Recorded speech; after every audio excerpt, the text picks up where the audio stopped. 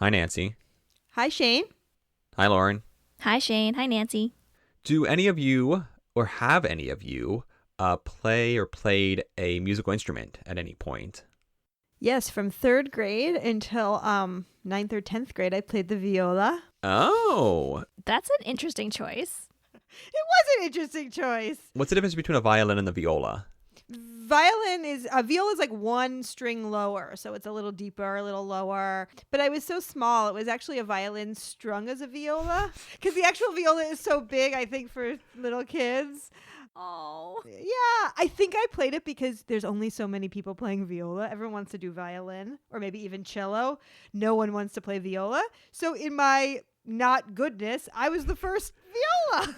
You were the big fish in a small pond.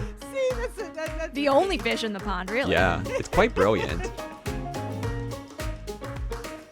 Welcome to the American Geophysical Union's podcast about the scientists and the methods behind the science. These are the stories you won't read in a manuscript or hear in a lecture. I'm Shane Hanlon. And I'm Nancy Bompey. And this is Third Pod from the Sun. Well, did you guys know that volcanoes can actually act as musical instruments? So, besides like the sound of... Right, besides the eruption. Exactly. Well, right, yes. Yes, they make noises when they erupt, but they also make sounds when they're before they erupt and afterwards, and scientists actually study them, and they're kind of like the biggest musical instruments on the planet.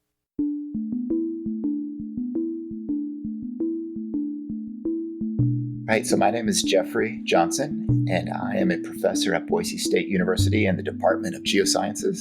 And I study everything related to volcano geophysics and specialize in infrasound.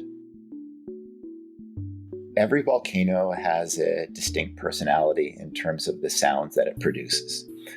Those volcanoes that we refer to as open vent volcanoes, meaning that they are actively degassing, emitting material, are producing sounds. And volcanoes like to speak in low frequency, so they produce most of their most energetic sounds in the infrasound band. And infrasound is basically just sound below the threshold of human hearing. So that means anything below 20 hertz. We monitor the infrasounds so that we can understand, first and foremost, is the volcano actively erupting? In many cases, we can't observe the volcanic vent directly. Maybe it's nighttime. Maybe the weather is bad. And the infrasonic record gives us a sense for whether or not the vent is open, whether it's degassing, and whether it's exploding. And so we're able to record these signals from a long distance away. By a long distance, I mean anywhere from a few kilometers to tens or even hundreds of kilometers, and record an accurate time history of what's happening up there in the volcanic vent. I began my career in geophysical research at University of Washington with Professor Steve Malone, who was a famous seismologist active during Mount St. Helens' 1980 eruption. And when I started to work with him, he said, I've got this cool data that I would like you to take a look at. And it's not sound data per se, but it is eruption data from Mount St. Helens. And it is seismometers located throughout Washington state that responded to that eruption on May 18th, 1980. All of these seismometers, hundreds of kilometers away around Mount St. Helens, are receiving sound energy. So this was a story that needed an explanation. So we looked at these records, and they were paper records at the time, and we concluded that we were observing sounds that were refracting both in the stratosphere, meaning 50 kilometers above Earth's surface, and also in the thermosphere, 120 kilometers above Earth's surface, before it being bent back to the ground and 20 minutes later, shaking the ground. And so that motivated me and Steve Malone to think about designing microphones that could more effectively record these pressure waves. One of my first volcanoes that I was able to study was Mount Erebus in Antarctica. And we recorded infrasound from that lava lake and the explosions that happened with some regularity at that lava lake. And this was back in 1998 when I went to my colleague and I said, these infrasound signals appear to suggest that more than 1,000 cubic meters of gas are being erupted with each explosion. And that points to a bubble, a single bubble that's reaching the lava lake surface that's about the size of a small building, 20 meters by 20 meters by 20 meters. And I said to my colleague, that doesn't seem reasonable. Bubbles can't be that big. And this was Phil Kyle from New Mexico Tech, who said, yeah, bubbles are that big in some magmatic systems. And a few years later, Phil Kyle and others were able to go to that volcano with video cameras and document the fact that these large bubbles, the size of big houses, small buildings, are actually distending the surface of the lava lake, and then they are, as a single unit, exploding.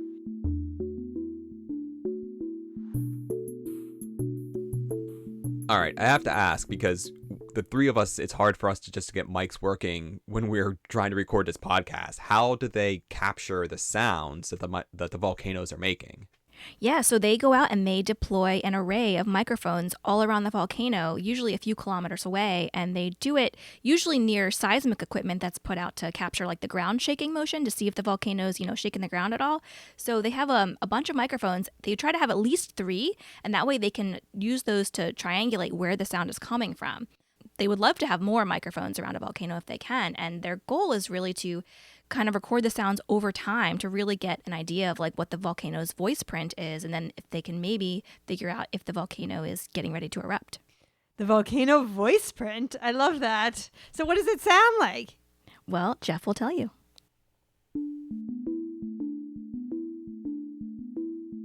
One particularly interesting case study that I like to talk about is the eruption of Volcan Villarica in 2015, which is a volcano located in Chile. And on March 3rd, it erupted rather suddenly and with an impressive eruption that spewed material up to a couple kilometers into the atmosphere above the vent. And it erupted fairly suddenly without too much warning. But upon reviewing the infrasonic records, what we observed was that during the course of the days leading up to that eruption, the tones of these low-frequency sounds changed systematically over time. And the fundamental change was both in terms of the frequency of those sounds and also the resonance or timbre of those sounds. And what we observed was that the frequency became subtly higher over time, over a few days. And this resonance, which was a manifestation of the volcano behaving like a musical instrument, went away. So in the early days, while small explosions from Villarica would cause a little bit of reverberation, in the hours leading up to this eruption, that reverberation disappeared. So our hypothesis was that the lava lake within this active crater was rising systematically over time. Much like a trombone musical instrument, as you push the plunger up into the analog of a crater, the tones will change.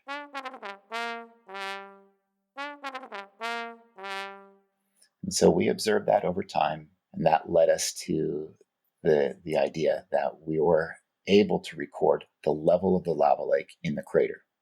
So a crater that is long and skinny might be analogous to an organ pipe, a musical instrument that has one open end and one closed end.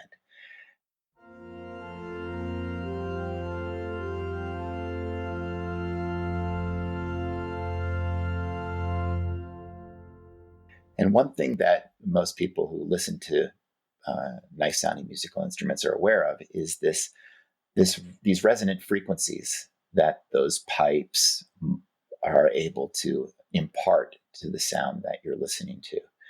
So in the case of a very skinny, very deep crater, you get a lot of reverberation in the infrasounds you're recording.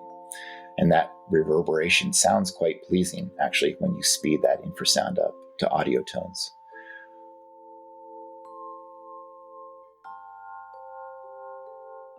When that pipe becomes short, you lose that reverberation and your explosions become more like thunks then a thunk followed by a decaying oscillation. So that's one thing we noticed when the lava lake started climbing up in this crater. It became more of a loudspeaker than an organ pipe, and we lost that reverberation.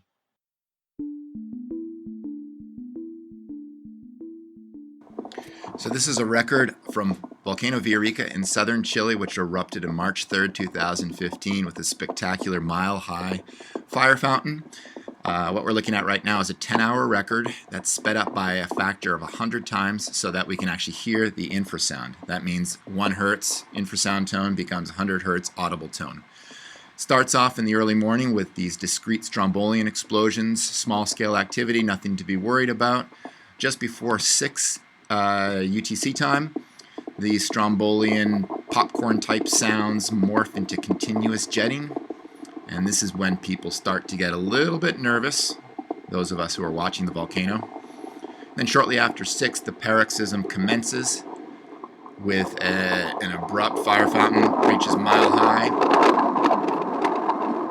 And within a half an hour, it's pretty much done for. Done for and over, except that on the northeast side of the volcano, there's this spectacular Lahar infrasound signal that endures for some 2 hours following the eruption. And that's what that high frequency tone sounds like. If you look at the waveform, you can see this decaying signal that's indicative of a large mud flow.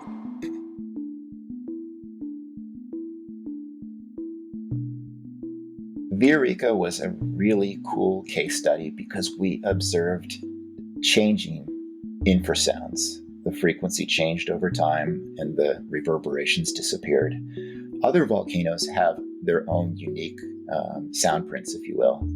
One volcano in Ecuador that has a particularly beautiful infrasound signal is Cotopaxi. And during the 2016 eruptive sequence, this volcano was producing beautiful resonant signals that we called tornillos. And tornillo is the Spanish word for screw.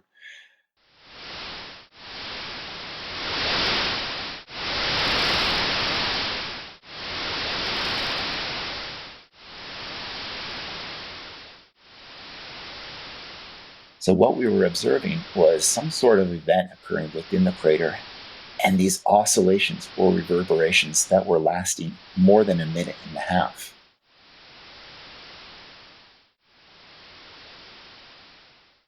We think something was happening at the bottom of the crater to excite these resonances, but we don't know precisely what that was. Now, Cotopaxi is a fairly inaccessible volcano. It's really, really high. Often the weather is bad. And so even though we were recording these signals regularly, we didn't have much in the way of eyes on in terms of what was happening. But we do think there's probably small explosions at the bottom of the crater. If for no other reason than this is what is exciting those resonances at other volcanoes, like, for instance, Villarica.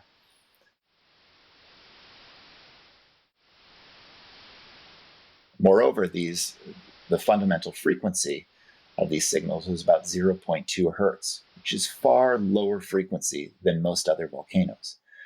And so this beautiful tornillo-like signal told us something about the size of this deep crater. So as with musical instruments like an organ pipe, those larger pipes are responsible for the lower frequencies. So by that analogy, these giant deep craters such as Cotopaxi and to a lesser extent Villarica are going to be producing even lower frequencies than musical instruments that humans like to listen to. In the case of Cotopaxi, we estimated that the distance or the depth of the crater from crater rim to bottom was around 300 to 400 meters. And that was capable of sustaining these very, very low frequencies, types of frequencies we don't see at other volcanoes.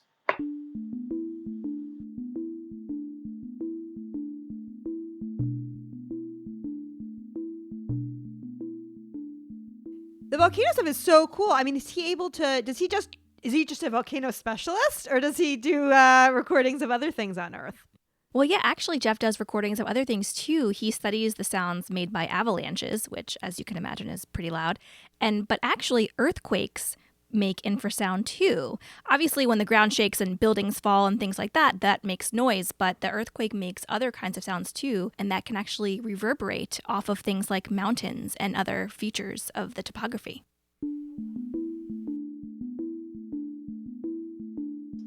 Now, earthquakes shake the ground and produce seismic waves. We all know that. But these seismic waves also impinge upon the free surface, the ground-atmosphere interface, and they cause sound waves in the form of low-frequency sounds to propagate up and into the atmosphere that we can then record with networks of arrays of infrasound sensors. We're engaged right now in a very exciting project here in Idaho with the monitoring of an aftershock sequence from an earthquake that occurred a little bit more than a month ago. On March 31st, there was a large 6.5 earthquake in central Idaho. And since then, many hundreds of earthquakes have occurred, some as large as mid-4s. And any of these earthquakes that are above, I would say, about 2.5 are also producing infrasound signals.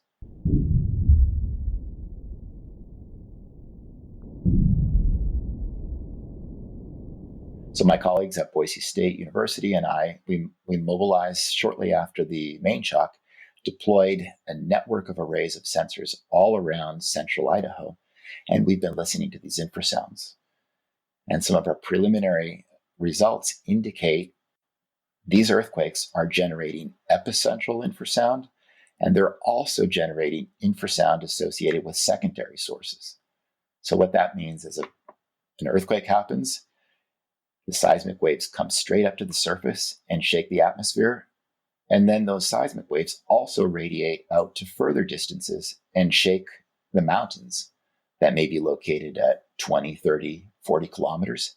And those resonate and ring like bells, if you will, producing secondary infrasound sources.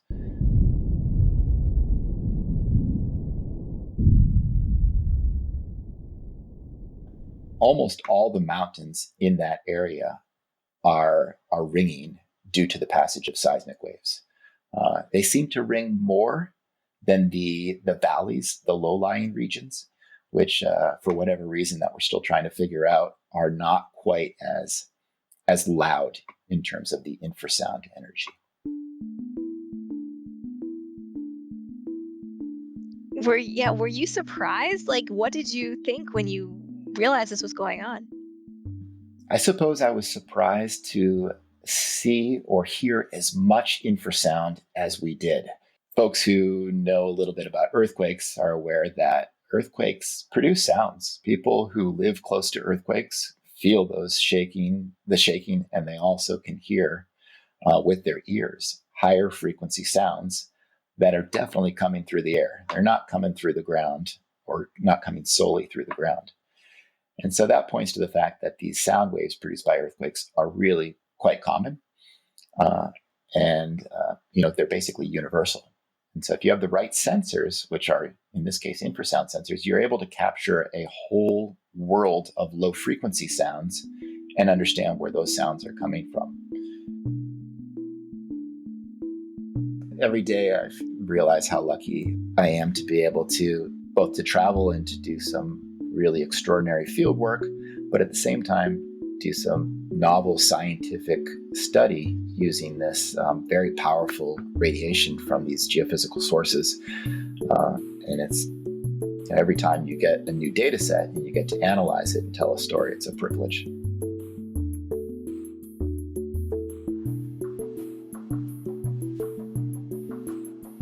Well, everyone, does this change your opinion or revive, I guess, your interest or dedication to playing or learning a musical instrument? I have high aspirations, but it never really pans out. At the beginning of the quarantine, I was like, I'm going to learn to play guitar. And I cut my nails and sat down for all of a 5-minute lesson with my boyfriend, decided my fingers hurt, and I'm done. So that was that. What about you, Lauren? Have you revived your skills? It does. It definitely revives me. I have a ukulele that I've been learning for like 6 months, but I'm still pretty bad. Not really ready to play in front of people yet, but I enjoy singing to myself in my bedroom. All right, folks, that's all from Third Pod from the Sun. Thanks so much to Lauren for bringing us this story and to Jeff for sharing his work with us. This episode was produced and mixed by Lauren. Don't forget to check us out wherever you get your podcasts and to rate and review us on Apple Podcasts. And of course, you can always find us at thirdpodfromthesun.com. Thanks all, and we'll see you next time.